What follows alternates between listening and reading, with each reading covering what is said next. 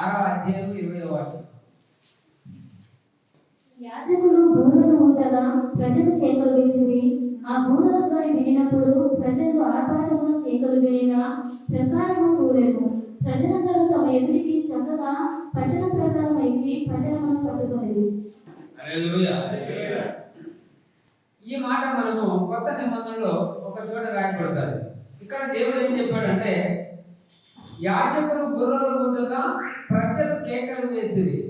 ఆ బుర్రల ధ్వని వినినప్పుడు ప్రజలు ఆర్భాటంగా కేకలు వేయగా ప్రకారము కూలిపోయారు. ప్రజలందరూ తమ ఎదుటికి చక్కగా పట్టణ ప్రకారం ఎక్కి పట్టణమును పట్టుకునేవి. హల్లెలూయా. ఈ దినమున దేవుడు సెలవిచ్చిన వాగ్దానం, ఎరికో గోడలు పట్టుకోవాలి. అవునా?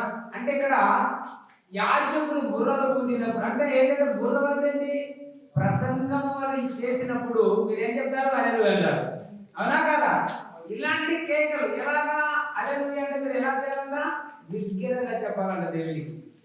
ఆ బిగ్గరగా చెప్పడంలో కలిగిన నమ్మకము, విశ్వాసము దేవుడు ఎరికో గోడలను పట్టుకునే సామర్థ్యం మనకి ఇచ్చాడు. ఆమేన్. హల్లెలూయా. అయితే నూతన నిబంధన రోమ గ్రంథంలో ఒక మాట అంటాడు. రోమీయులకు రాసిన పత్రిక 10వ అధ్యాయం 8వ వచనం ఒక మాట చెప్తారు. అదేమని చెప్పుచున్నది, వాక్యము నీ యొద్దను నీ నోటను నీ హృదయములోను ఉన్నది, అది మేము ప్రకటించు విశ్వాస వాక్యం. హల్లెలూయా.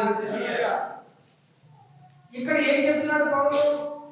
రోమీయుల పత్రికలో రాసినటువంటి విధంగా చూస్తే ప్రియ దేవుని బిడ్డలారా, యోషువ గ్రంథంని మనం చూసినట్లయితే ఇక్కడ మనము విజయ ధ్వని, అంటే ఎప్పుడైతే మనము దేవునికి ఎలా ప్రార్థిస్తారు? సైలెంట్గా చిన్నగా ప్రార్థన ప్రారంభిస్తారు. అలా కాదు దేవుని చిత్తం. ఎలా చేయాలన్నా బిగ్గరగా ప్రార్థించాలంట. అవునా? బిగ్గరగా కేకలు వేస్తూ దేవుని అడిగినప్పుడు ఆ ఏరిక గోడలు పట్టుకునే సామర్థ్యం నీకు వస్తారు. హల్లెలూయా. చిన్న చిన్న ప్రార్థన చేసుకుంటూ దేవుని చిత్తము, దేవుని చిత్తం ఏంటో తెలుసా?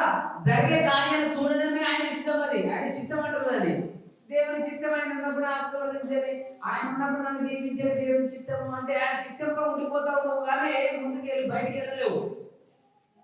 అది దేవుని చిత్తం. అది నువ్వు అలా అప్పుడు రోగంలో రచిస్తున్నావే, అలా నువ్వు ఉండడం ఆయన చిత్తం ఉంటుందండి.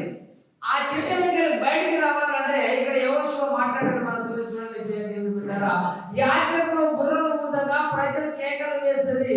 ఆ బుర్రల ధ్వని వినినప్పుడు ప్రజలు ఆర్భాటంగా కేకలు వేయగా ప్రకారాలు కూలిపోయారు. హల్లెలూయా. ప్రతి సమస్యను యేసు నామములో కూలగొట్టాలంటే నువ్వు చేసే ప్రార్థన శక్తి కావాలి. అవునా? నువ్వు చేసే ప్రార్థన కావాలి. ఆ ప్రార్థన విశ్వాసంతో కూడినదే ఉండాలి.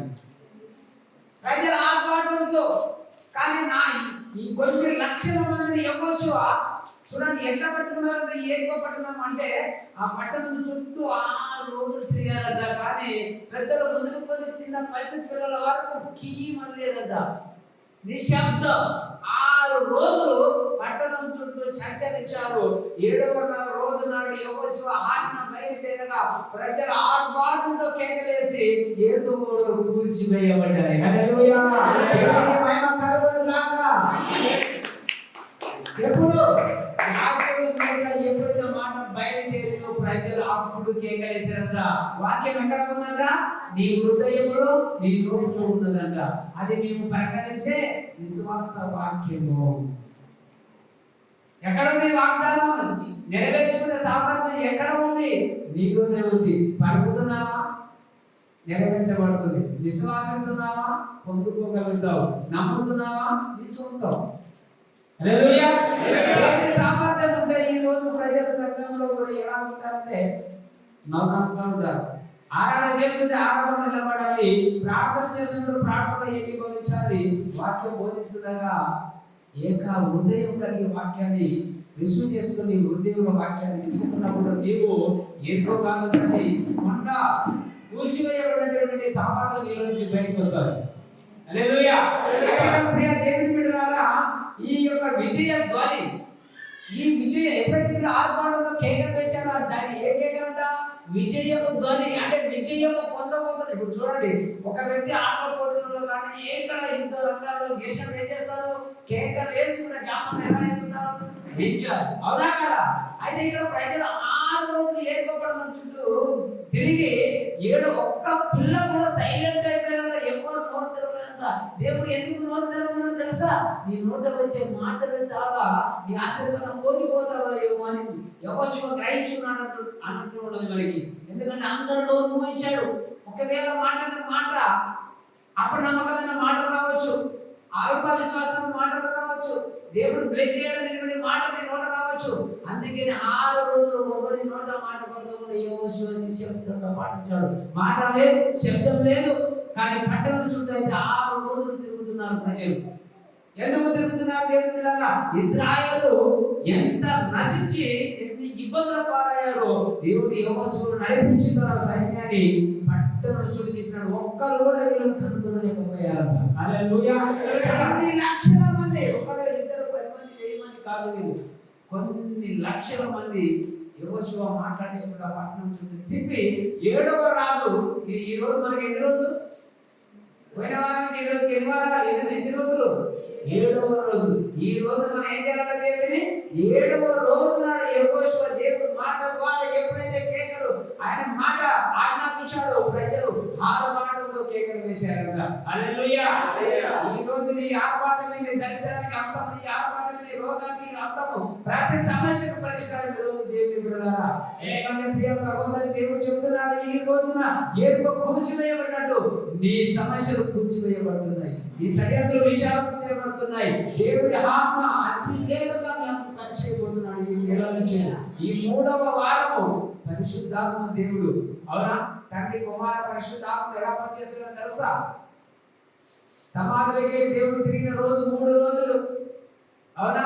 ఆ 3 రోజులు ఎప్పుడైతే సమాధి దగ్గరికి క్రీస్తు వచ్చాడో తన యొక్క ఆత్మ ఆయన సజీవుడిగా లేపింది.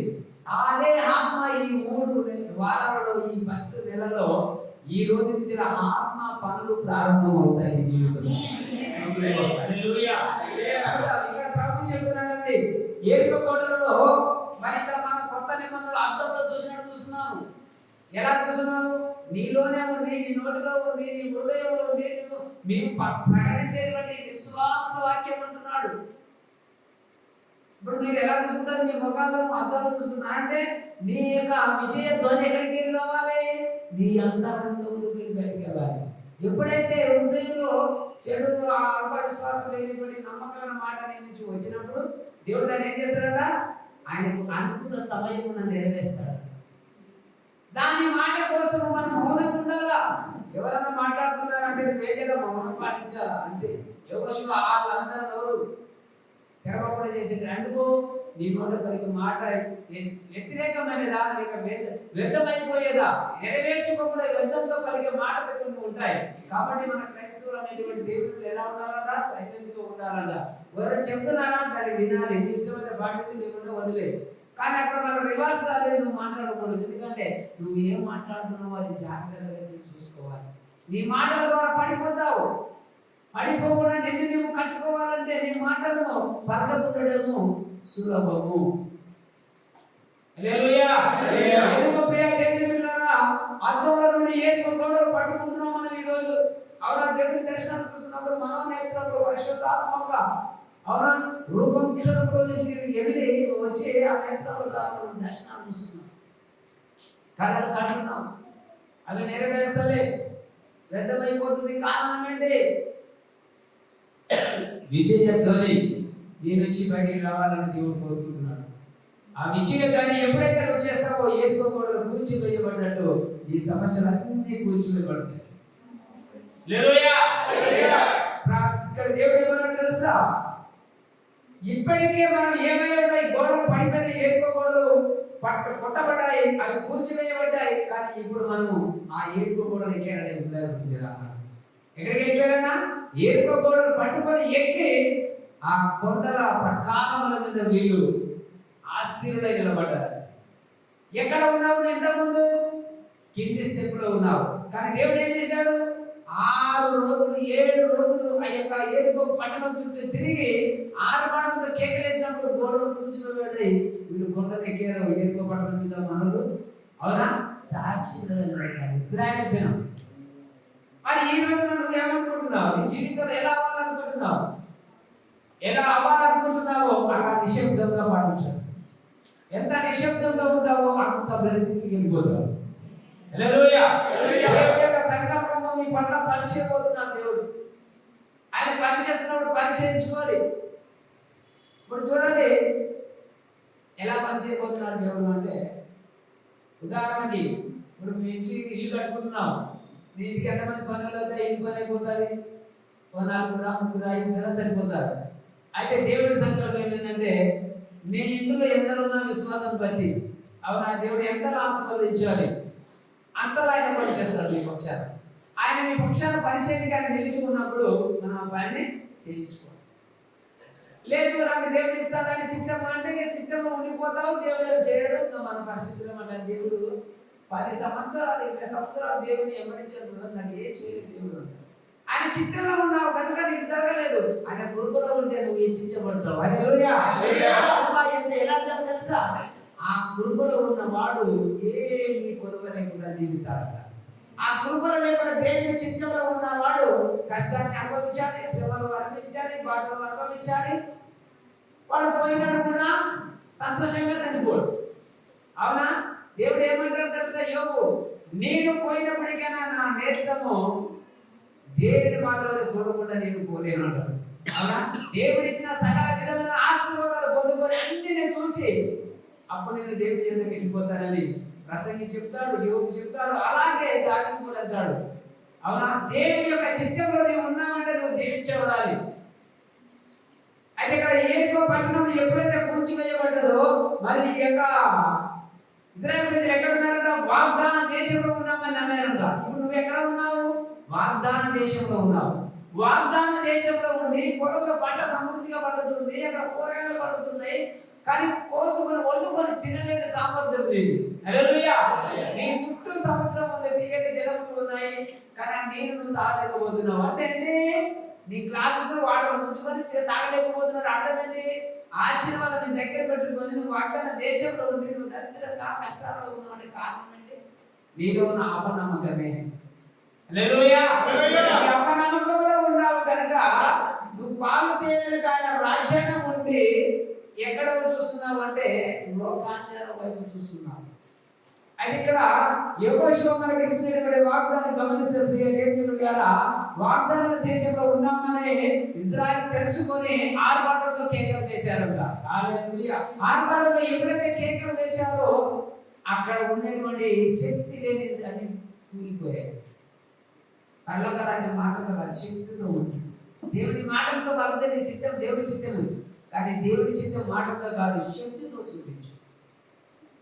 అవునా? ఆ శక్తితో చూపించు. ఏదో గోడలు ఇశ్రాయేలు ప్రజలకు అడ్డంగా వచ్చి నిలబడినాయి. ఎర్ర సముద్రము అడ్డంగా వచ్చి ఆగిపోయింది. ప్రజలను ఎక్కడ వెళ్ళాలనుకుని వీళ్ళు యాజకులు సన్నిహిస్తే ప్రజలు కాపాడేవారు కాదు. కానీ మొదట నమ్మిందేవారు యాజకుడు మోషే. చూశారు సముద్రం చూసి ఆగిపోయినప్పుడు దేవుడు ఏమన్నాడు? మోషే చూసి ఏంటి నిలబడి బయటికి చూస్తున్నావు, సాగిపో. అందుకే ప్రియ దేవుని కదా ఏ ఇబ్బందులు వస్తున్నాయా సాగిపో. ఆర్భాటంతో ప్రార్థన చేయి, విశ్వాసంతో దేవుని అడుగు. నా నామమున ఏది అడిగినా అది ఇస్తానన్నాడు. నువ్వు అడిగింది ఏంటో నువ్వు తెలుసుకోవాలంట. యాకోబు గ్రంథంలో ఏమంటాడు? మనం ఏది అడిగినా కూడా మనకు అనుగ్రహించినది మనం తెలుసుకున్నప్పుడు ఆయన దయచేయవాడే ఉన్నాడు. అంటే నువ్వు ప్రార్థన చేసి ఏవైతే అడుగుతున్నావో అవి పొందినావని నీకే నమ్మకం కలగాల. అది నువ్వు నమ్మినప్పుడు ఆయన ఇస్తాడని అది నువ్వు తెలుసుకోవాలి. అయితే ఇక్కడ ప్రజలు ఏం చేస్తున్నారు? ఆ వాగ్దాన దేశంలో ఉన్నామని తెలుసుకున్నారు కాబట్టి ఇప్పుడు మనమే సువార్తను సర్వ సృష్టికి తిని అవునా మరి బోధించాలని ప్రజలు నిశ్చయించుకున్నారు. కానీ ఈ రోజున ప్రభువు అంటున్నాడు, ప్రియ దేవుని బిడ్డలారా, మరి దేవుని యొక్క ఆయన గొప్ప విజయం యొక్క దేవుని యొక్క అవునా ఏం చేస్తున్నారు? వీళ్ళు స్తుతిస్తున్నారు. ఎందుకంటే ఆ స్తుతులకు పాత్రుడు, స్తుతుల మీద ఆశీనుడై ఉన్నవాడు. ఆయనకు స్తుతి చెల్లించడమే నీ బాధ్యత. నిన్ను కాపాడినందుకు, నిన్ను కొట్టించినందుకు, సంఘానికి నిన్ను నడిపించినందుకు, దేవుడు నిన్ను పిలుచుకున్నందుకు ఏం చేయాలి? నువ్వు దేవుని స్తుతించాలి. ఆయన మహిమపరచడమే నీ వంతు. ఆయన నిన్ను ఆశీర్వదించడం ఇంకో అవునా రెండవ వంతు. మొదటిది, సెకండ్ ఆయన. హల్లెలూయా. ప్రార్థన చేయను దేవుడికి ఆ కానుకలు ఇవ్వండి, నాకు ఇవ్వాలని ఇవ్వదు. ఎలా ఇస్తాడండి? నేను అన్నమన్నా తినాలంటే ఎలా తింటావు? అవునా? అయితే దేవుడు ఈ రోజున మీకు మాట చూద్దాడండి. నేను క్రీస్తునందు మన జీవితంలో అనుభవించడానికి మరికొన్ని అంశాలను తెలుసుకుందాం. ఇక్కడ యెహోషువ మాట్లాడే మాటలో అర్థం లేదు, శబ్దం లేదు, మాట లేదు, మౌనం పాటించారు. అయితే ఇక్కడ ఏం జరుగుతుంది? నేను కేకలు వేయమని చెప్పినప్పుడే మీరు చూడండి, 6వ అధ్యాయము యెహోషువ 10వ వాక్యము 10వ వచనంలో ఏమంటున్నాడంటే, మరి యెహోషువ మీరు కేకలు వేయడని నేను మీతో చెప్పుతున్న వరకు మీరు కేకలు వేయవద్దు, మీ కంఠధ్వని వినబడనీయవద్దు, మీ నోట నుండి ఏ ధ్వని రావద్దు, నేను చెప్పినప్పుడే మీరు కేకలు వేయవలనని జనులకు ఆజ్ఞ ఇచ్చాను. చూశారా? ఇది చెప్పినట్టు పలకాల మీ నోట ఏ స్వరమును ఏ శబ్దం రాకూడదు. అవునా? లక్షల మంది ప్రజలు, చిన్నలు, పిల్లలు, ప్రతి ఒక్కరి నోరు స్వరం బయటకు రానివ్వలేదు.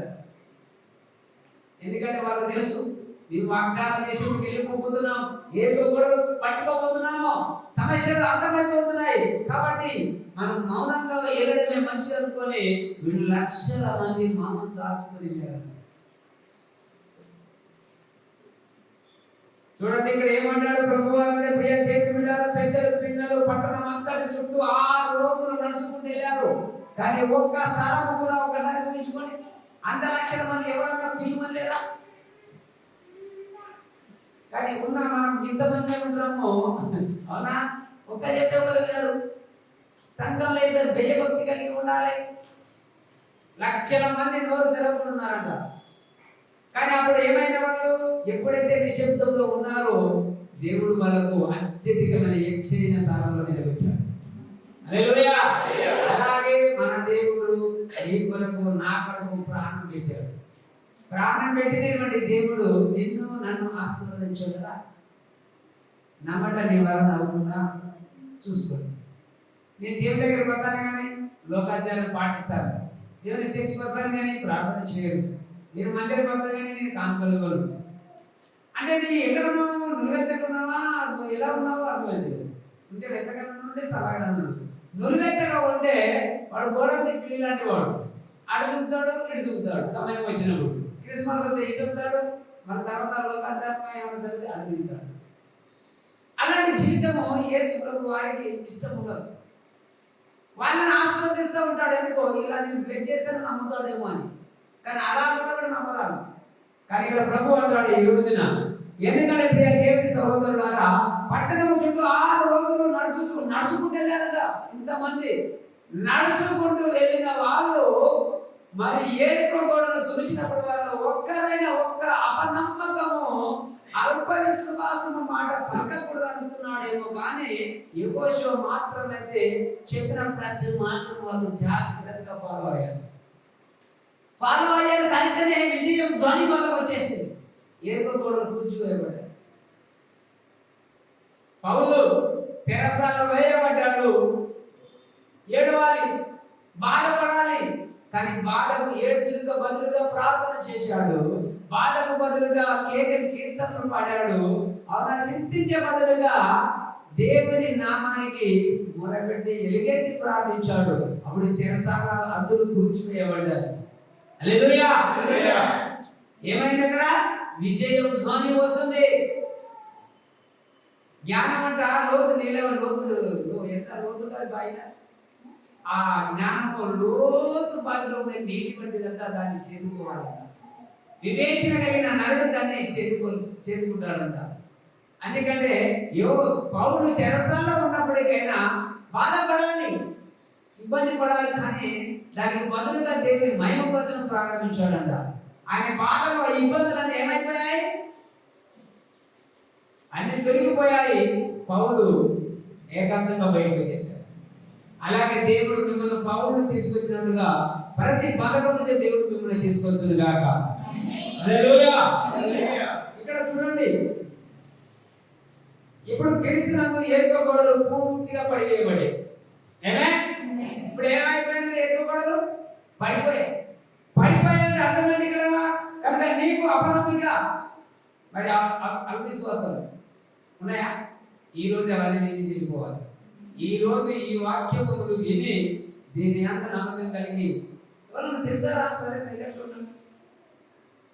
అవునా? ఎందుకంటే యేసయ్య అన్నాడు, నిన్ను ఏమైనా తిట్టినా అవమానపడినా నీకు కాదు, ముందు నాకు వచ్చినాయి అన్నాడు. ఆయన కదా నీకేంటి బాధ? అవునా కదా? నీ బాధ ఏంది? ఎవరైనా తిడితే నీకు మాట్లాడేవాళ్ళు సడకుండా మౌనంగా ఉంటే సరిపోతావు. ఎందుకంటే నువ్వు ఆశీర్వాదానికి కారకుడవై ఉన్నావు. నీ చెడ్డ మాటల సాతానుడు నిన్ను మాట్లాడించి నీ నోట వాడు పలికిస్తావు. పలికిన మాటలు నువ్వు ఆశీర్వాదం కోల్పోతావు. అందుకే నీ నోటి మాట జాగ్రత్త. చూడండి ఇక్కడ ఏమంటున్నాడంటే, ఇప్పుడు క్రీస్తునందు ఎరుకకూడదు పూర్తిగా పడివేయబడ్డాయి కనుక నీవు అపనమ్మిక కానీ మరి అవిశ్వాసంతో కూడిన ఒక్క మాట నేను పలక అవసరం లేదు. ఎందుకో తెలుసా? క్రీస్తునందు నీకున్నదాన్ని పలుకు. క్రీస్తునందు నీకు ఉన్నదాన్ని పలుకు. పిలుపుకు రాసిన పత్రిక చూద్దాం ఒకసారి. పిలుపుకు రాసిన పత్రిక 1వ అధ్యాయం 6వ వాక్యం. క్రీస్తును బట్టి మీ అందున్న పరిచేయమైన వరుణ విషయమై నీవు అనుభవపూర్వకముగా ఎదుగుట వలన ఇతరులు నీ విశ్వాసముందు పాల్గొనవుగా అన్నదని కార్యకారి కావాలని వేడుకొనుచున్నాను. హల్లెలూయా. క్రీస్తును బట్టి ఏముందంటే నీకు క్రీస్తును బట్టి మీ అందున్న ప్రతి శ్రేష్టమైన వరం విషయమై. చూడండి ఇక్కడ ఏమంటుందంటే, క్రీస్తునందు నీకు ఉన్నదాన్ని పలకమను. నీకు ఉన్నది ఏంటంట? ప్రతి శ్రేష్టమైన వరం ఉందంట. ఆ వరం బట్టి నువ్వు పలకండి. ఏసుకోకూడదు. ఇశ్రాయేలు ప్రజలు పట్టుకున్నాడు, నీ ఆశీర్వాదాన్ని పట్టుకుంటావు. నీ స్వస్థతని ఆరోగ్యాన్ని పట్టుకుంటావు. అనారోగ్యం గురైపోయావా? సమస్యలకు ఇబ్బంది పడుతున్నావా? దారిద్ర్యంలో ఉన్నావా? నీవు ప్రతిదాన్ని నీకున్న వరం బట్టి పలుకు. నీ ఆశీర్వాదాన్ని నువ్వు పట్టుకుంటావు. నీ డబ్బులు చేతిలో ఉంటుంది. అవునా? ఇలా వస్తుంది, అలా పోతుంది అనే పరిస్థితి ఇలాగ ఏమో అసలు. అవునా? చెప్పుకోలేనటువంటి బాధ, చెప్పుకునే ఎవరు తీరుతారయ్యా కదా అని చాలా మంది చెప్తూ ఉంటారు. నిన్నటి విషయంలో పండుగ 2 రోజుల ముందు కరీంనగర్లో వాళ్ళు పండుగకు పోయారంట. వాళ్ళు చేసుకుని వస్తున్నారు కదా. వాళ్ళు ఇక మనిషికి బియ్యం తీసుకున్నారు. 15 క్వింటాలు అయితే చాలి ఆటోలు వేసుకున్నారు, వస్తున్నారు. వాళ్ళు రాను పట్టేస్తున్నారు పోలీసులు. ఇక మనకి ఈ వ్యక్తి పరిచయం కొంచెం. అయ్యగారు నా పరిస్థితి ఇలా అయిపోయింది, నా బండి పట్టేసుకున్నాను, 1,00,000 రూపాయలు పెట్టి మొన్ననే కొన్నాను, అందులో బియ్యం పోతే అయ్యగారు నా బండి రావాలి, అవునా డబ్బులు ఖర్చు అయిన పర్లేదు నాకు బండి రావాలి అని ఒక రోజుకు 10 సార్లు ఫోన్ చేశారు. పండుగలకు తెల్లారి రమ్మన్నారు అంటే నేను ఒకటి చెప్పా, నీ బండి నీకు వస్తుంది, నీ బియ్యం వస్తుంది, నీ బండి వస్తుంది, 10,000 ఖర్చు అవుతుంది. ఎక్కడ నీ బండి పోదు, నీకు ఎలాంటి కేసులు కావు, వెళ్ళి తెచ్చుకోమని నేను ప్రార్థించాను. ఆ 10,000 కరెక్ట్ ఒక రూపాయి ఎక్కువ కాకుండా 10,000 ఖర్చు అయినా బియ్యం బండి ఇచ్చేసారు. హల్లెలూయా. బియ్యం ఇచ్చాడు, బండి ఇచ్చాడు, కేసు కూడా కాలేదు. ఇక ఫోన్ చేశాడు అని సాక్షి చెప్తున్నాడు, సంతోషపడుతున్నాడు. అంటే దేవుడి యొక్క కార్యం ఎలా ఉంటుందన్నా? విశ్వాసం. ఇప్పుడు నాకు అయ్యగారు ప్రార్థించాడు, ఈ సమస్య నాకు నన్ను వదిలిపోయిందని నన్ను నమ్మినప్పుడు ఆ కార్యం జరుగుతుంది. అయితే ఇక్కడ ప్రభు చెప్తున్నాడు, మీరు గమనించారు, పిలువమైన ఇచ్చినటువంటి మాట ఏంటో తెలుసా? క్రీస్తుని బట్టి మీ అందున్న ప్రతి శ్రేష్టమైన వరము విషయమై నువ్వు అనుభవపూర్వకంగా ఎరుగుట వలన ఇతరులు నీ విశ్వాసం. అంటే చూడండి, ఎప్పుడైతే నీకున్న వరాన్ని నువ్వు ఎరిగిందని అందుకు ఫాలో అవుతున్నావా, ఇతరులు అంటే విశ్వాసం ఏమవుతారన్నా? నీలోకి పాలివారు వెళ్తారంట. ఆమేన్. ఏమవుతారు నీలోనికి? పాలివారు. చూడండి ఇక్కడ, నీ విశ్వాసం ముందు పాలివారు అన్నది కార్యకారి కావాలని వేడుకొనుచున్నాను అంటున్నాడు. అయితే దేవుడు ఇక్కడ చెప్తున్న మాట ఏంటంటే, నీ శత్రువు యొక్క ఓటమి, అవునా, నీ శత్రువు యొక్క ఓటమి మరి నాశనము పలుకుము. నువ్వేమన్నా నీకున్న వరం బట్టి నీకు ఏదైతే ఇబ్బంది కలిగిందో సైతానుడు శాపించబడ్డాడు, వాని గురించి నువ్వేమంటాడన్నా? నాశనం గురించి మాట్లాడు. కానీ నువ్వు ఇతరులు పలుకుతున్నప్పుడు ఏమంటారన్నా? ఆశీర్వాదం గురించి మాట్లాడు. హల్లెలూయా. అందుకే నాశనమైన మాట దేనికోసం తెలుసా? శత్రువు కోసం, ప్రజల కోసం కాదు. వాడు ఇలా పోతే వాడు అలా పోతే ఇవి కాదు పలికే మాటలు. అవునా? తన గర్భంలో పుట్టిన పిల్ల సాధిస్తారమ్మా తల్లులు. అవునా? దేవుడు అది కోరుకోలేదే. ఆశీర్వదించమని నోట ఆయన ఆశీర్వాదం మాటలు పెట్టాడు. ఆశీర్వాదం మాటలు మాటలు పలికి నీ బిడ్డల మీదకి నువ్వే శాపాన్ని పొందిస్తున్నావు ప్రియ దేవుని బిడ్డలారా. దేవుడు ఏమన్నాడు తెలుసా? అందుకే యెహోషువ 6 రోజులు ఒక్క శబ్దం లేదు, మాట లేదు. ఎందుకు తెలుసా? ఇలాంటి పలుకుతారేమో. ఎందుకంటే దేవుడు నమ్మదగిన వాడు. మనం నమ్మదగిన వాడు కాదంట, అయినా కూడా మనం నమ్ముకున్నాడు దేవుడు. దేవుడు నమ్ముకోనని రక్షణ నువ్వుగా నమ్ముకున్నా, ఆయన నిన్ను నమ్ముకున్నాడు. చూడండి ఈరోజు ఏం చెప్తున్నాడు ప్రభు గారు గమనించాలి. నాశనము నీ శత్రువు యొక్క ఓటమి పాలవునికి దాని నాశనం నుంచి పలుకు. క్రీస్తును నీ జీవితంలో నాశనం చేయడానికి నీ నోట నుండి అపనమ్మకంతో కూడిన మాటను పలికించుటకు అపవాది సాధ్యమైనంత వరకు ప్రయత్నిస్తాడు. నీ నోట చెడ్డ మాటలు పలకడానికి వారికి సాధ్యమైనంత వరకు నిన్ను ఎవరిస్తూనే ఉంటాడట. ఎప్పుడు నీ నోట అబద్ధం పలికించాలా? ఎందుకు తెలుసా? ఎప్పుడైతే ఈ నోట జరగదని నువ్వు అంటావో ఆ మాటను దేవుడు ఒక సముఖంలో పెడతాడు. ఇదిగో ఈ వ్యక్తి ఇలా పలికాడు, నువ్వు ఎలా ఆస్వాదిస్తావు? నీ మీద నేను అపనిస్తాడు. అందుకనే వాడికి సాధ్యమైనంత నువ్వు దొరికినంత టైంలో వాడుకుంటాడు. అందుకే వాని గురించి మనం ఏం పలకాలన్నా నాశనం పలితే వాడు మన దగ్గర రాడు. Thank you Lord. హల్లెలూయా. చూడండి ఎఫెసీ గ్రంథం 4:29లో ఒక మాట రాశాడు పౌలు. ఎఫెసీ 4:29లో వినువారికి మేలు కలుగునట్లు అవసరమును బట్టి క్షేమాభివృద్ధికరమైన అనుకూల వచనమే పలుకుడి గాని దుర్భాష ఏదైనానో మీ నోట రానియకుడి. ఏమంటున్నాడన్నా? నీవేదైనా పలికితే నీ మాటను వినే ఎవరైనా వింటున్నారు అనుకోండి, వాళ్ళకు మేలుకరముగా ఉండే మాటను పాడాలంట. వింటున్న వ్యక్తికి నువ్వు దేవుని ఆశీర్వాదం గురించి పలకాల, అది అతనికి మేలుకరంగా ఉంటుందంట. కానీ ఇక్కడ ప్రభు అంటున్నాడు, అవసరం బట్టి క్షేమాభివృద్ధికరమైనటువంటి అనుకూల వచనమైన పలకండి కానీ దుర్భాష ఏదైనా మీ నోట రానియకండి. ఎక్కువ గోడ కూర్చోబెట్టే మాట అనుకున్నారా? అవునా? అది చాలా గోడలకి కట్టాయి, కూల్చలేనటువంటి సామర్థ్యం లేదు. కానీ దేవుడు దాన్ని 6 రోజులు దేవునికి ప్రార్థించారు. 7వ రోజు నాడు 6 బాటలతో కేకలు వేశారు. అది తుత్త నేనే కూర్చిపోయబడ్డాయి. హల్లెలూయా. ఇన్ని సంవత్సరాలు బాధపడాలేమో కానీ ఈ 2021లో ఈ ఆశీర్వాదానికి అర్థులు లేవు, ఈ ఆశీర్వాదానికి కొలతలు లేవు. నువ్వు పలకాల. దేవుడు చెబుతున్నాడు, ఆ వాక్యం నీ నోటులోనే ఉందంట, నీ హృదయంలో ఉందంట, ఎక్కడికి లేదు. అయితే ఇక్కడ దేవుడు చెబుతున్న మాటలు గమనించాలి. అపనమ్మకంతో ఒక్క మాట పలకకుండా నిశ్శబ్దంగా ఉండడం మేలు అంటున్నాడు. అవునా? నీ నోట ఎలాంటి అంట? అపనమ్మకంతో ఒక మాట పలకకుండా కంటే నిశ్శబ్దంగా ఉండడం మేలు. నిశ్శబ్దం నీ అంతరంగ బలమును పెంచుతుంది. నువ్వు నిశ్శబ్దంగా ఉంటే ఏమవుతుంది తెలుసా? నీ అంతరంగంలో అవునా, ఈ అంతరంగ పురుషుడు యొక్క బలము పెరుగుతుందంట.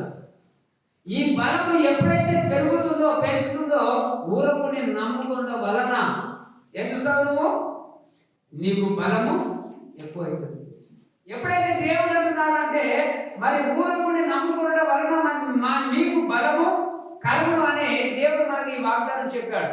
చూడండి యేసయ్య గ్రంథంలో ఒక మాట అంటాడు, మనం ఎక్కువ ఎవరితో మాట్లాడదు, సైలెంట్ గా దేవుడి యొక్క సంకల్పం బట్టి మనం ముందు ఫాలో అవ్వాలి. మాట్లాడవు.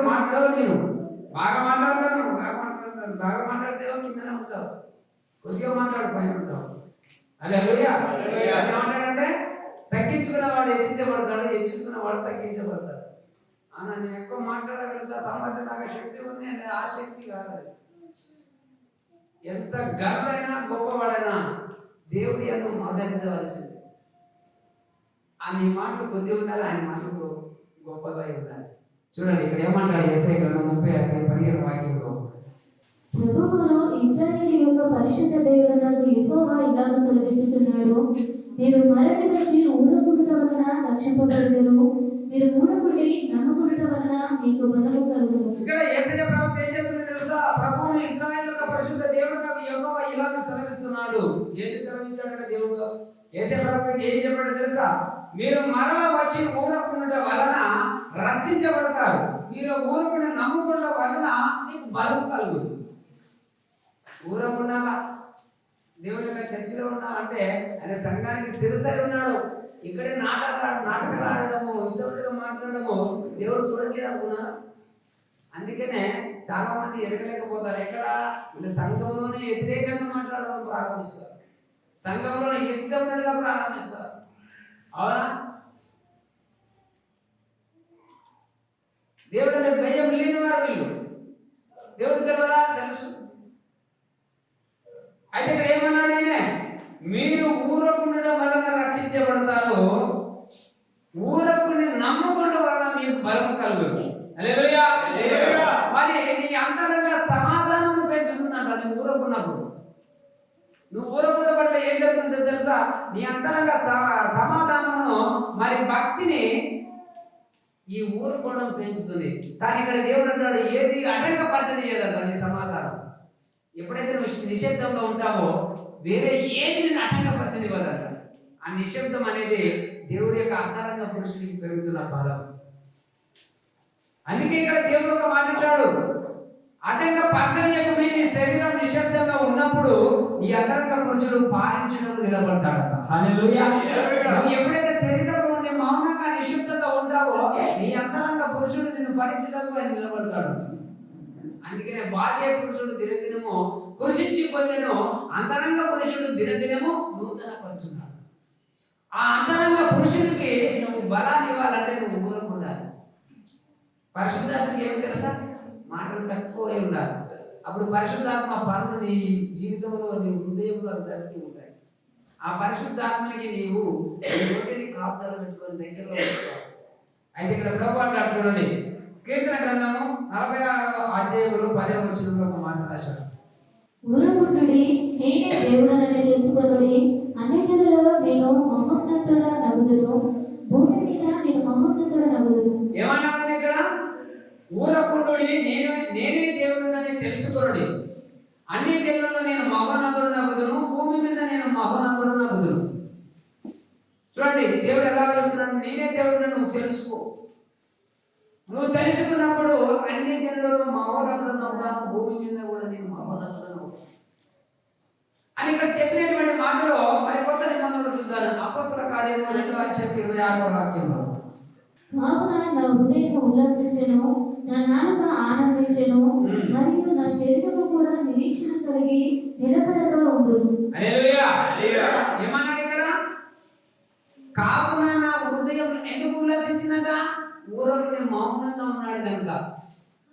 ఈ మౌనంగా ఉన్నప్పుడు హృదయ అంతరంగంలో ఉన్నది ఎవరు? పరిశుద్ధాత్ముడు. ఈ పరిశుద్ధాత్ముడు ద్వారా వచ్చిన ఉల్లాసించను, నా హృదయం ఉల్లాసించను, నా నాలుక ఆనందించను, మరి నా శరీరం కూడా నిరీక్షణ కలిగి నిలకడగా ఉన్నది.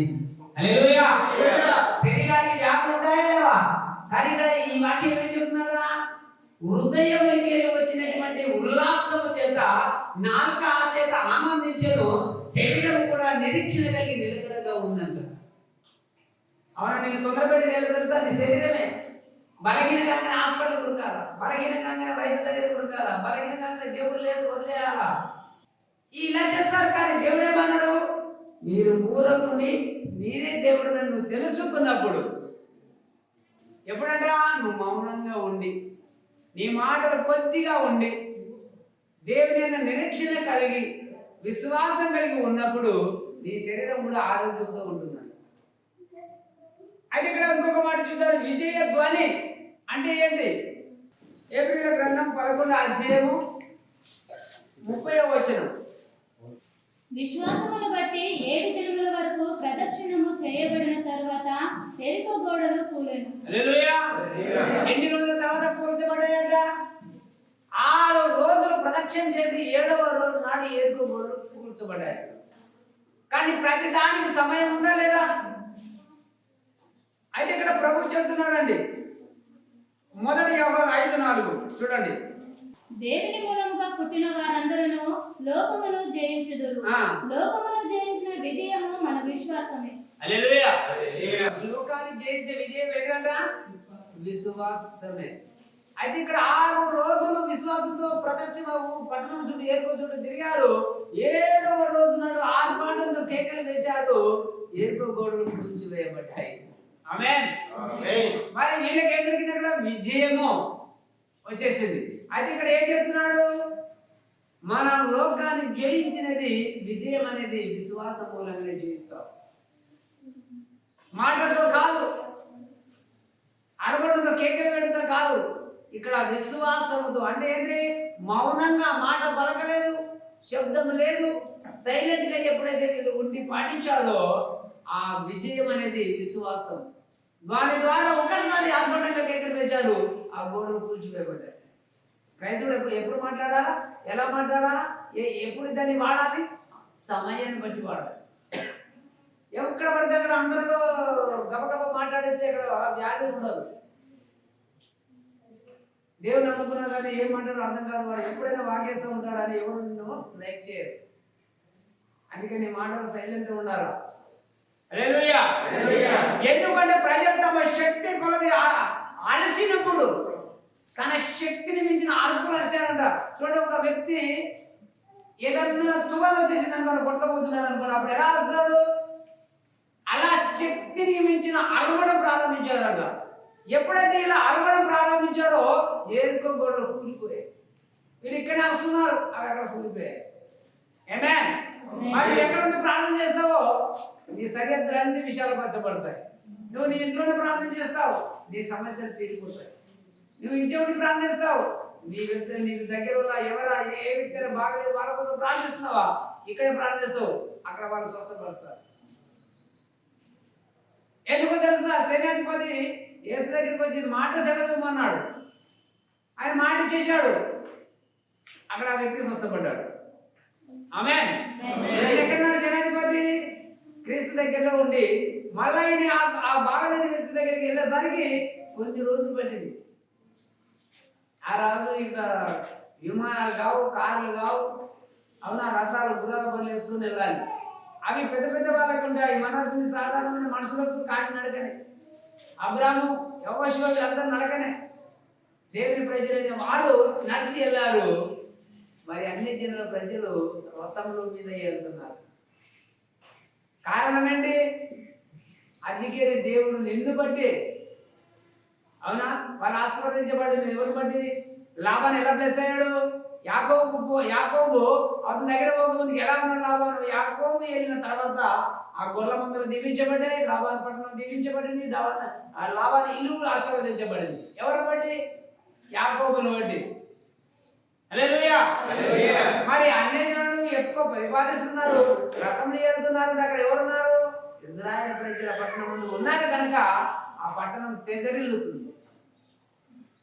కానీ ఇక్కడ మన జీవితాలు ఏమైపోతున్నాయంటే ప్రియ సహోదరి, దేవుడి యొక్క చిత్తాన్ని నువ్వు కనుక్కోలేక, అవునా, దేవుడి ప్రణాళికను తెలుసుకోలేకపోతున్నావు కనుక మనము ఆర్భాటంలో అలా అలవడిస్తున్నాము.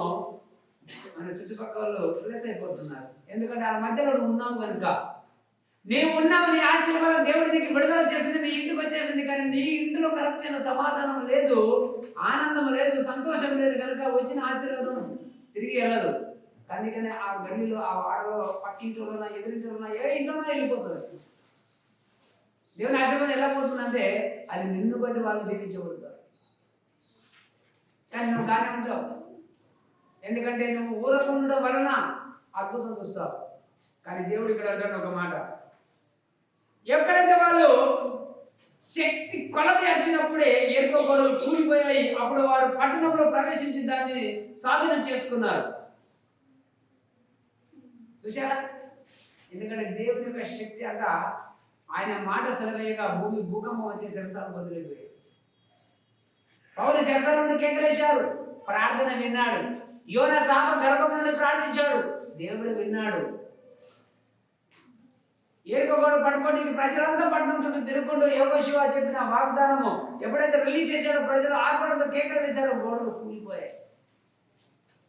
నువ్వు ఎక్కడ ఉన్న దేవుని నేత్రంలో నిన్ను చూస్తున్నాయి. ఆయన కన్ను నీ మీదనే ఉంది. నువ్వు అనుకుంటావు దేవుడు చూస్తే నా సమస్యలు ఇలా ఉంటాయా? దేవుడు చూస్తూనే ఉంటాయి. దేవుడు చూడకుండా నీకు ఏ సమస్యలు రావు, ఏ బాధలు రావు, ఏ ఇబ్బందులు రావు. ఆరోగ్యంగా ఉంటావు, నాకు ఏ పొరవాన్ని నా కాలాన్ని ఎగిరిస్తావు. కానీ దేవుడు చూసినప్పుడే శ్రమ, దేవుడు నీ వైపు తిరిగినప్పుడే కష్టం. దేవుడు రావడం సంతోషం సమాధానం కాదు, ఉగ్రత ఉండాలి. ఆ ఉగ్రతను తట్టుకొని దాన్ని జీవించిన వాడే పరలోకమందు ఉంటాడు. హల్లెలూయా. అయితే ఇక్కడ ఇంకొక మాట చూడండి, యేసయ్య గ్రంథం 6వ అధ్యాయము 2వ వచనం చూడండి. ఆయనకు పైగా సేవకులు నిలిచియుండిరి. ఒక్కొక్కరికి 6 రెక్కలుండెను. ప్రతివాడు 2 రెక్కలతో తన ముఖమును రెంటితో తన కాళ్ళను కప్పుకొనుచు రెంటితో ఎగురుచుండెను. హల్లెలూయా. ఎప్పుడైతే మనం ఎక్కడ నుండి ప్రార్థన చేస్తున్నాం, మన మీద ఏమున్నాయంట? పైన కేరములు ఉన్నాయంట. ఇక్కడ నువ్వు పలికిన విధానం బట్టి అవి అక్కడ కూల్చివేస్తాయట. ఆమేన్. అంటే కేరములు మన పైగా నిలిచి ఉన్నాయి. మనం ఏం మాట్లాడుతున్నామో చూస్తున్నాయి. అందుకే నేను ఈ మాటలు చాలా జాగ్రత్తగా పలకాలి. ఎందుకంటే దేవుడు ఇక్కడ ఒక వాగ్దానం ఇచ్చాడు. ఆ చేరములు నిలిచి ఉండి ఒక్కొక్కరికి 6 రెక్కలు ఉండే, కానీ ప్రతి వాడు ఏం చేసినట్ట? 2 రెక్కలతో తన ముఖము కప్పుకున్నాయంట. 2 ముఖము కప్పుకొని రెండింటితో తన కాళ్ళను కప్పుకొని 2 రెక్కలతో ఎగురుతున్నాయంట. చూడండి, దేవునికి కేరేబులు దూతలే ఎలాగ కప్పేసుకునే ముఖంని అంటే దేవుని మహిమను చూడలేవు. అవునా? మరి అలాంటి దేవదూతలు దేవుని సముఖంలో ఉండి ఆయన ముఖం చూడండి, వాడికి ఎంత భయం చూడండి. కానీ మనకంటే భయం లేదు. అది ఇక్కడ ప్రభు అంటాడు, ఒక మాట చెప్తాడు ఇక్కడ చూడండి. ఏరుకో గోడలు పడిపోఉన్నట్లుగా వారు అరిచారు కనుక ఇప్పుడు నీ ఏరుకో గోడ పడగొట్టబడ్డది. ఆమేన్. ఇప్పుడు నీ ఏరుకో గోడ ఏమైందంట? పడగొట్టబడింది కనుకనే నీవు విజయధ్వని చేస్తున్నావు. ఇక్కడ కూర్చొని ఏం చేస్తున్నారు? మీరు వాక్యం వింటున్నారు, ఆరాధన చేస్తున్నారు, ప్రార్థన చేస్తున్నారు కనుక నీ ఏరుకో గోడ పడివేయబడ్డది కనుక నువ్వు ఆ పనులు చేస్తున్నావు. ప్రతి ఆదివారం గుడికి వచ్చేసి నువ్వు చేసే పనిని అది దేవుడి యొక్క చిత్తం ఏదో తెలుసా? నీ ఏరుకో గోడ పడివేయబడ్డది, అది కూల్చివేయబడ్డది కనుకనే నువ్వు ఇక్కడికి వచ్చి ఆయన యొక్క సన్నిధానంలో నిలుచుండి ప్రార్థన చేయడం ప్రారంభిస్తున్నావు. హల్లెలూయా. ఎందుకంటే ప్రియ దేవుని బిడ్డలారా, ఇక్కడ ఆయన ఒక మాట అంటాడండి, నీవు క్రీస్తునందు ఉన్నప్పుడు నువ్వు స్వేచ్ఛగా, అవునా, సంతోషంగా, ఆనందంగా ఉన్నావు. అవునా? మరి ఇక్కడ ప్రభు ఒక వాగ్దానం అంటాడండి, ఆయన దగ్గర ఉన్నప్పుడు ఉత్సవాన్ని చేశావు, అవునా, సంతోషంగా గుడికి వచ్చావు, సంతోషంగా పాటలు పాడావు, సంతోషంగా ప్రార్థించావు. ఎక్కడున్నప్పుడు? ఆయన దగ్గర ఉన్నప్పుడు. చూడండి, 100వ కీర్తనలో చూడండి, మొదటి వచనం. సమస్త దేశములారా యెహోవాకు ఉత్సాహధ్వని చేయుడి. ఈయన నీకు నాకు ఒకరికి చెప్తున్నాడు దేవుడు, సమస్త దేశం చెప్తున్నాడు. ఏం చెప్తున్నాడు తెలుసా? యెహోవాకు ఉత్సవాన్ని చేయండి, ఆరాధన చేయండి, పాటలు పాడండి, ప్రార్థించండి, వాక్యాన్ని వినండి, చదవండి. ప్రపంచ దేశాలకు దేవుడు బోధిస్తున్నాడు. అయితే ఇక్కడ దేవుడు ఒక మాట అంటాడండి, నీ కేక విజయధ్వని మరి విశ్వాసధ్వని, నీ కేక విజయధ్వని విశ్వాసధ్వని ఎక్కడ ఉండాలంట? దేవుని ఉండాల. క్రీస్తునందు నీకున్న అర్హతను నీవు ఎంత ధైర్యంగా ప్రకటిస్తే అంత ఎక్కువగా వాటి నెరవేర్పు కాలము జరుగుతుంది నీ జీవితంలో. ఆమేన్. ఆమేన్. ఆమేన్. ఎంత విశ్వాసముతో కేకలు వేస్తావో, ఎంత విజయముతో కేకలు వేస్తావో, ఆ విశ్వాసము ధ్వని అనేది, అవునా, ఎక్కువ నువ్వు ప్రకటిస్తే ఎక్కువ నెరవేర్పు నీ ఇంటికి వస్తుంది, ఆశీర్వాదం నీకు కలుగుతుంది. ఎందుకన్నాడు దేవుడి మాట? అది నువ్వు చూడగలవు. ఇది బైబుల్ గ్రంథం అంతటిలో ఉన్న ముఖ్యమైన నియమాల్లో ఒకటి. ఏంటి తెలుసా? విశ్వాసం. విశ్వాసవచనమైన దేవుని వాక్యం ఇది. ఈ వాక్యంలో దేవుడు చెప్తున్నది ఏంటో తెలుసా? నీ నోటిలో మరి నీ హృదయంలో ఉన్నాడని మర్చిపోకుంటున్నాడు. ఎక్కడున్నాడా? విశ్వాసమైనటువంటి వాక్యము నీ హృదయంలో ఉంది. చూడండి, రోమీయులు 10:8. అదేమని చెప్పుచున్నది? వాక్యము నీ యొద్దను, నీ నోటను, నీ హృదయములోను ఉన్నది, అది మేము ప్రకటించు విశ్వాస వాక్యమే. అయితే ఇక్కడ ఏమన్నాడు దేవుడు తెలుసా? వాక్యమును నీ హృదయములో ఉంచుకుంటే సరిపోదు. వాక్యం నాలో ఉంది, ఆత్మ నాలో ఉంది, వరాలు నాలో ఉన్నాయని సరిపోదు. ఆయన దాన్ని వాడాలన్నాడు దేవుడు. ఎలా వాడాలి? అందుకనే పిల్లమని చెప్పండి, నీకు శ్రేష్టమైన ప్రతి వరమును నీకు ఉన్నప్పుడు, దాన్ని నువ్వు పలుకుతున్నప్పుడు విశ్వాస సంబంధమైన వారు నీకు పాలివారు అవుతారు. అయితే ఈ దినమున ప్రభు మనకి ఇచ్చినటువంటి వాగ్దానం గొప్పది ఏమై ఉందంటే ఇక్కడ చూడండి, అవన్నీ మన హృదయంలో ఉంచుకుంటే సరిపోదు. దేవుని రక్షణ, స్వస్థత మరి విడుదల అనుభవించడం ఆ వాక్యమును నోటితో ఒప్పుకోవాలి. ఇప్పుడు చూడండి, ఇవన్నీ నాలోనే ఉన్నాయి. ఇప్పుడు నేను ఇలాగే ఉండి మీ దగ్గర మౌనంగా ఉంటాను, సరిపోతుందా మీకు? అది ప్రకటించే వాడిని పంపబడకపోతే ఎలా నేర్చుకుంటారన్నాడు దేవుడు. ఇప్పుడు ఈ వాక్యం నీకు చెప్పకపోతే నీకు దీని భావం తెలియదు. అంటే దేవుడి యొక్క ఆత్మ మనలో, మన హృదయంలో వాక్యం ఉండినా, ఆత్మ ఉన్నా, అభిషేకం ఉండినా, కానీ నోరు కనుక తెరవకపోతే ఆ శబ్దం అనేది బయటికి రాదు. ఎప్పుడైతే ఆర్భాటంతో శబ్దం చేశారో ఏరుకోబోళ్ళు కూల్చివేయబడ్డారు. మరి మనం కూడా అరవాలా వద్దా? నీ సమస్య వచ్చిందంటే నీవే వైద్యుడవు, అవునా? దేవుడి యొక్క వాక్యం నీలో ఉంది, నీ హృదయంలో ఉంది, నీలో ఉంది. అందుకనే ఎవరు గ్రంథం మొదటి అధ్యాయం 14 వచ్చిన ఏం చెప్తారు తెలుసా? 12 నుంచి 14 వరకు, దేవుని ఆత్మ చేత ఎందరూ నడిపించబడతారో వాళ్ళు దేవుని కుమారుడు. ఇంకోటి 14 ఏమన్నది? ఆ వాక్యం అంట శరీరధారి కృపా సత్య సంపూర్ణంగా మనలోనే ఉన్నాడు. నీలో ఉన్న దేవుని యొక్క వాక్యాన్ని నువ్వు తెలుసుకోకపోతే నీ బాధలు ఎవరు తెలుసుకుంటారు చెప్పండి? ఏమయ్యా దేవుడు పిల్లారా, అన్ని సమస్తం నీలో పెట్టేశాడు దేవుడు. అవి నీకు బయటికి తీయమంటున్నాడు. అవి నీకు తెలియదు కనుక ఒక సంఘం పెట్టాడు, ఒక పాస్టర్ పెట్టాడు. దేవుడు ప్రతి వారం బోధించి వాక్యం ద్వారా నిన్ను నువ్వు తెలుసుకుంటేందుకు నీకు సంఘాన్ని దేవుడు ఇచ్చాడు. అందుకని నిన్ను వల్ల నీ పొరుగు వారిని ప్రేమించమని యేసు చెప్పిన మాట మీరు నేర్చుకున్నారు. అందుకే అందరికీ ప్రేమ రూపకమైనటువంటి మాటలు మీరు పలకాలి. అప్పుడే దేవుడి యొక్క సంకల్పం జరుగుతుంది, నెరవేరుతుంది. అయితే ఇక్కడ మీరు చూడండి, నోటితో ఒప్పుకోవాలని విశ్వాస ఆత్మను కలిగి ఉన్నావు కనుక, ఏం కలిగి ఉన్నావు? విశ్వాసం కలిగిన ఆత్మశక్తి కలిగి ఉన్నావు కనుక నీ నోటితో ఒప్పుకోవాలి. ఒప్పుకున్నప్పుడు ఇక్కడ ఏం జరుగుతుంది అంటే చూడండి, తన ఆత్మను కలిగి ఉన్నావు కనుక విశ్వాసంతో మనము మాట్లాడదాం, విశ్వాసంతో మాట్లాడదాం, విశ్వాసంతో పలుకుదాం. దరిద్రం ఉందా, ధనం గురించి, ఆశీర్వాదం గురించి పలకాలి. అనారోగ్యం ఉందా, ఆరోగ్యం గురించి పలకాలి. అవిశ్వాసం మాటలు ఉన్నాయా, విశ్వాసం మాటలు పలకాలి. అవునా? సమాధానం లేకుండా మాట్లాడతారా, సమాధానంతో మాట్లాడాలి. ఒక కుటుంబానికి సమాధానం దేవుడు ఏం చేశాడు తెలుసా? ఆ ఇటుకల గృహంలో కూడిక పెట్టమంటాడు. అవునా? ఎందుకంటే ఇల్లులో సమాధానం లేదు కనుక దేవుడు ఆశీర్వదించాలన్నా ఆ కూడిక పెట్టుకోవాలి. లేదు నీకు సమాధానం కావాలన్నా ఆ ప్రార్థన కూడిక అవసరం. లేదు నీ ఇంటికి సైతం దండెత్తి రాబోతున్నాడు, శ్రమల పాలు చేయబోతున్నాడు, వాడు జాగ్రత్తగా పూనుకున్నాడు, ఆ ఇంటిని నశించాడు. కానీ ఆ సమయంలో కూడా దేవుడు ఆ ఇంటిలో కూడిక పెట్టుకోమంటాడు. కానీ మనకు సిద్ధపడి ఉంటారా? లేలుయా. అందుకే దేవుని బిడ్డలారా, దేవుని చిత్తం ఏమై ఉందని మీరు చూడబోదు. నేను ప్లస్ అవ్వడం దేవుని చిత్తం అని చెప్పకండి. దేవుడి కృప కావాలి. అవునా? దేవుడి చిత్తం అంటే ఏంటి? నువ్వు ఎలా ఉన్నా నిన్ను చూసడం మాత్రమే ఆయన నేత్రాలు పనిచేస్తాయి. నేను ఆశీర్వదించడానికి ఆయన హస్తాలు రావు. నా జైలుకి వెళ్ళి 100 రూపాయలు ఏమంటే చేయి పని చేయాలా వద్దా? కానీ నువ్వు చెప్తున్నా బాగా చూస్తున్నాను కానీ నా చెయ్యి ఇక్కడికి పోతలేదు. అది దేవుని చిత్తం. ఇక్కడికి చేయకపోవాలంటే కృప కావాలి. ఆ కృప ఆయన యేసుక్రీస్తు వారు. ఆయన కృప వచ్చినప్పుడు అందుకే దేవుడు ఏమన్నాడు తెలుసా? సమాధానకర్తవు యేసుక్రీస్తు కృప నీకు తోడై ఉండదు కాక అన్నాడు. ఎందుకన్నాడు ఈ మాట అంటే సమస్త విధములైన ప్రతి దాంట్లో నువ్వు ఆయన కృప ద్వారా ఆశీర్వదించబడాలని ఆ మాట పలికాడు.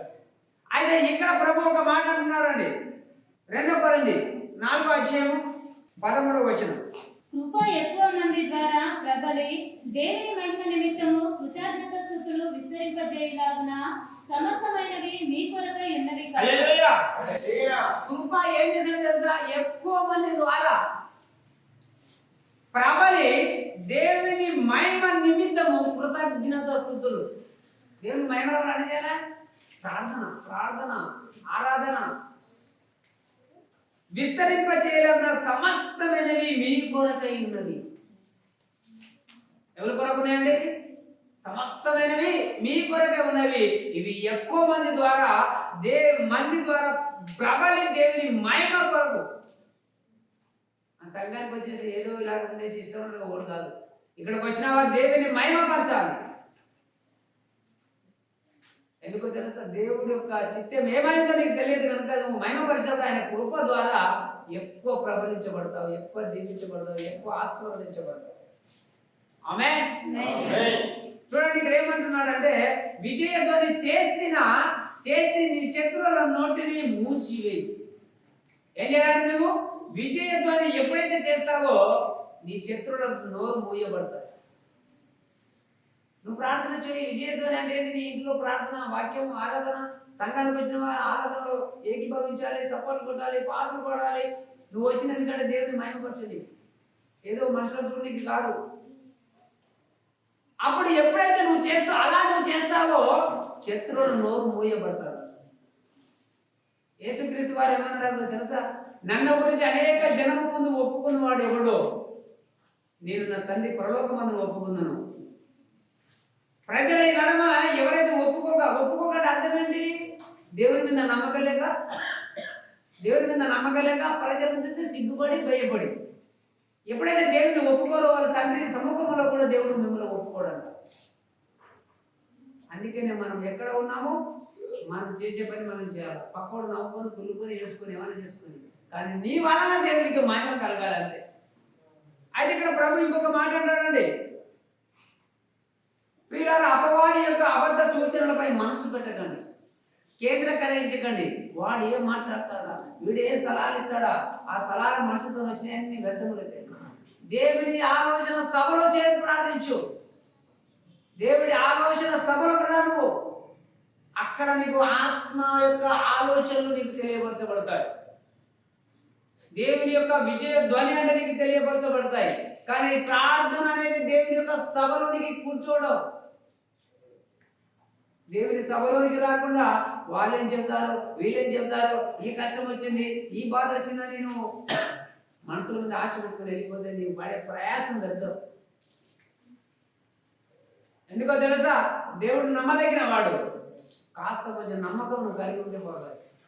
ఇక్కడ ఒక మాట చూడండి ప్రియ దేవుని బిడ్డలారా, అబద్ధాలు చూసినప్పుడు ఎప్పుడైతే మనం మనసు పెట్టకుండా ఆ అబద్ధ మాటలను కేంద్రీకరించకుండా వాడు చెప్పిన మాటను అక్కడే వదిలేయాల.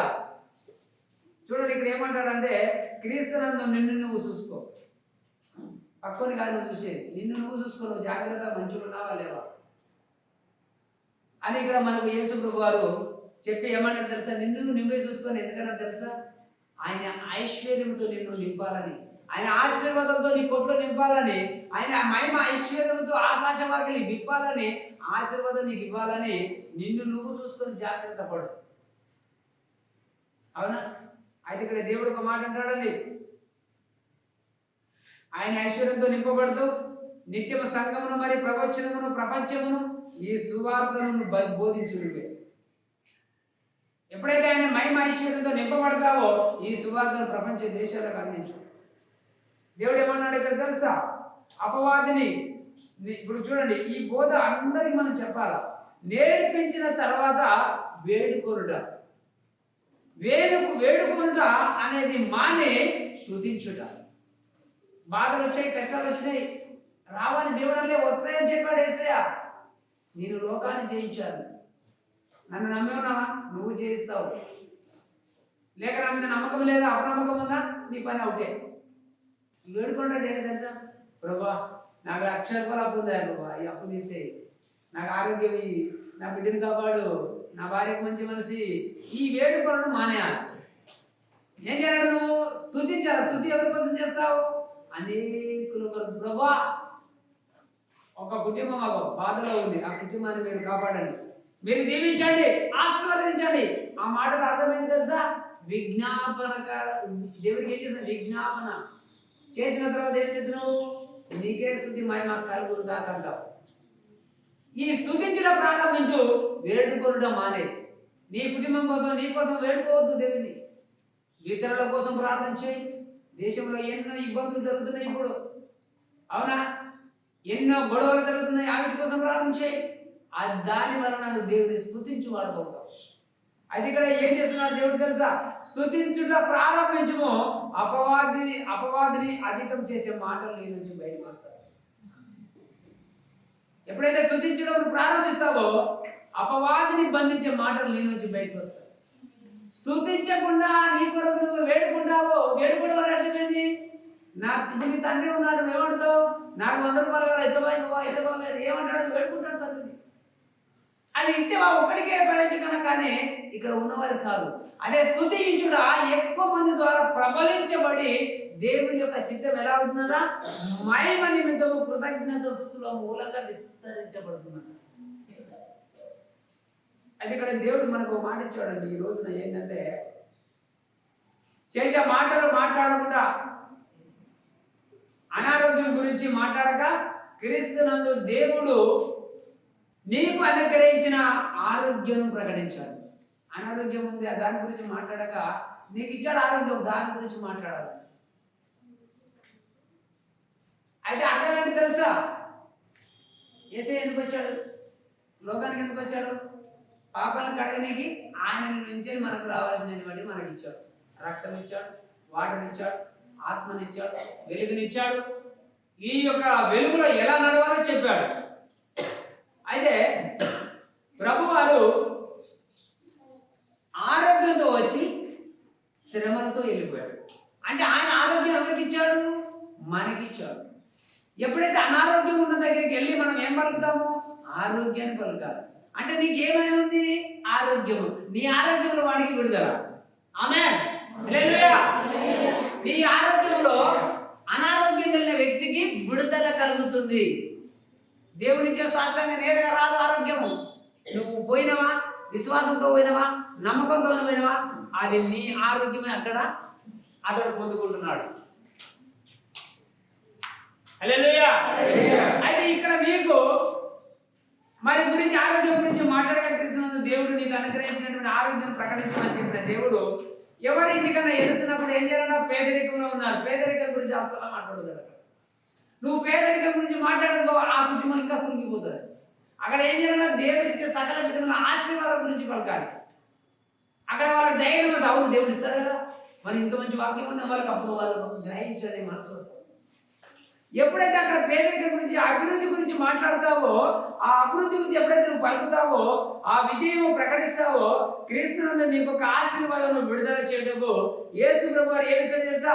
ముఖ్యమైన మార్గము నేడు నీకు చూపిస్తాడు. హల్లెలూయా. నువ్వు ఏదైతే అక్కడికి వెళ్ళి పలుకుతున్నావో ఆ ముఖ్యమైన మార్గం దేవుడు నీకు చూపిస్తాడు. ఎందుకంటే నువ్వు ఇవన్నీ పక్కన పెట్టేశావు. దేవుని కోసం ఆశీర్వాదం పలుకుతున్నావు, ఆరోగ్యాన్ని పలుకుతున్నావు, బాధల గురించి సంతోషాన్ని పలుకుతున్నావు కనుక దేవుడు అవి నీకు ఎప్పుడైతే ఇచ్చాడో ఆ మార్గం నీకు ఆ ద్వారం తెస్తాడంట. ఆమేన్. హల్లెలూయా. అయితే ఇక్కడ దేవుడు చెప్పినటువంటి మాటలో నువ్వు ఓడిపోకుండా దేవుడు నీకు ఒక మార్గం అనేది ఉండవలసినప్పుడు అక్కడ నీవు ఒక నిర్ణయం దేవుడు తీసుకుంటాడు నీ గురించి. అవునా? ఎలాంటి నిర్ణయం తీసుకుంటాడు తెలుసా? అనే గొప్ప దేవుడు అంట. అవునా? చూడండి ఒక మాట, సామెత 10వ అధ్యాయంలో 20వ వచనంలో, నీతిమంతుని నాలుక ప్రశస్తమైన వెండి వంటిది, భక్తిహీనుల ఆలోచన పనికిమాలినది. చూడండి ఇక్కడ ఏమన్నాడండి? నీతిమంతుని నాలుక ప్రశస్తమైన వెండి వంటిది, భక్తిహీనుల ఆలోచన పనికి మాలినది. ఓకే, 21. నీతిమంతుని పెదవులు అనేకులకు ఉపదేశించును, బుద్ధి లేకపోవుట చేత మూఢులు చనిపోవుదురు. అయితే ఇక్కడ చూడండి, నీతిమంతుని పెదవులు అనేకములు ఉపదేశిస్తాయంట. అవునా? బుద్ధి లేకపోవడం చేత మూఢులు ఏమవుతారన్నా? చనిపోతారు. అయితే ఇక్కడ ఇంకొక మాట చదవండి, సామెత 18:21. జీవమరణములు నాలుక వశము, దాని యందు ప్రతిపడు వారు దాని ఫలము తింటారు. జీవమరణములు దేని వశము? నాలుక. అంటే నువ్వు జీవము పలుకుతున్నావా, మరణకరమైన మాటలు పలుకుతున్నావా, దాని ఫలాన్ని పోసుకుంటావంట. జీవం పలుకుతున్నాను నేను, ఆ జీవం కలిగినటువంటి జీవఫలము నేను తింటాను, ఆ జీవఫలము భుజిస్తాను. కానీ మరణకరమైన మాటలు పలికినప్పుడు ఆ వ్యక్తి దాన్ని ఫలము పొందుతాడు. అందుకనే మన నోటి నాలుకలో ఉన్న శక్తి వాక్యము హృదయంలో అంతరంగంలో ఉంది. అవునా? చాలా జాగ్రత్త. చూడండి సామెత 21:23.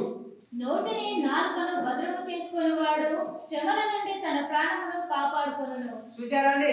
నోటి నాలుకను భద్రం చేసుకునేవాడు శ్రమల నుండి తన ప్రాణాన్ని కాపాడుకుంటాడంట. శ్రమ వచ్చింది, బాధ వచ్చింది, కష్టం వచ్చిందా, భయపడవలసిన అవసరం లేదు. ఎందుకో తెలుసా? నీ నోటిని జాగ్రత్తగా నీ నాలుకను భద్రం చేసుకొని మాట్లాడతావు కాబట్టి నీ ప్రాణాన్ని నువ్వు కాపాడుకోగలుగుతావు. ఎందుకంటే విచ్చలవిడికి నీ నాలుక పలికినప్పుడు ఆ వచ్చిన కష్టం, ఆ శ్రమలో నీ ప్రాణం ఏమవుతుందో తెలియదు. అందుకే చాలా మంది క్రైస్తవులు ఎందుకు భయపడతారు? శ్రమ వచ్చిందని నేను ఏమైపోతాను అనే ఒక భయం. అవునా? కరోనా వచ్చింది, అనేక మంది చచ్చిపోతున్నారు. కొంతమంది గుండెలాగి చచ్చిపోయారు, కొంతమంది అడ్డాకు చచ్చిపోయారు. ఎందుకు? భయం. అది రాలేదు, నిన్ను పట్టుకోలేగా, నీకు భయం. అది ఆ భయమే నిన్ను చంపేస్తుంది, ఆ భయమే నిన్ను ముంచేస్తుంది. సముద్రం ఉప్పొంగుతుంది కానీ పేతును ముంచజాలలేదు కూడా, ఎందుకంటే యేసయ్య పక్షాన ఉన్నాడు. కానీ అల్ప విశ్వాసం చేత ఆ భయాన్ని ఎప్పుడైతే చూశాడో గాలిని భయపడ్డాడు. అందుకే దేవుని బిడ్డలారా, శ్రమ వచ్చింది, బాధ వచ్చిందా, జయించు. పలుకు, నీ నోటిలో ఉంది మాట, నీ హృదయంలో ఉంది వాక్యము, అది నీ శరీర కృపా సత్య సంపూర్ణంగా మన మధ్యలో ఉంది అనే వాక్యం. వాక్యాన్ని పలకగా మాట్లాడక ఎవరే ఎదురు కోసం చూస్తావు? ఎవరు వస్తారా నన్ను ఆదుకుంటారంటే ఏ గొడవ రాడు నీ దగ్గర. నీవే పలకాలి, నీవే స్తుతించాలా. అప్పుడు దేవుడు నీ పక్షాన ఉండి నిన్ను ఆశీర్వదిస్తాడు. నీకు మేలుకరమైనది పలకండి, దేవుడు మేలే చేస్తాడు. ఆశీర్వాదకరమైన పలకండి, ఆశీర్వదిస్తాడు. అవునా? ఆరోగ్యం గురించి మాట్లాడండి, ఆరోగ్యం ఇస్తాడు. ఆరోగ్యంగా ఉన్న నువ్వు ఎవరి కోసమో వ్యతిరేకమైన మాటలు పలుకుతావు, దాని ఫలం ఖచ్చితంగా తింటారు. అని మార్చుకోండి. ఈ 2023 బ్లెస్ అవ్వాలంటే, ఏరుకో గోడలు కూల్చివేయబడ్డారంటే ప్రజలందరూ లక్షల మంది మౌనంగా ఎలా ఉన్నారో అలాగా నువ్వు ఫాలో అవ్వండి. 2021లో 7-8 నెలల వరకు బ్లెస్ అయిపోతారు. హల్లెలూయా.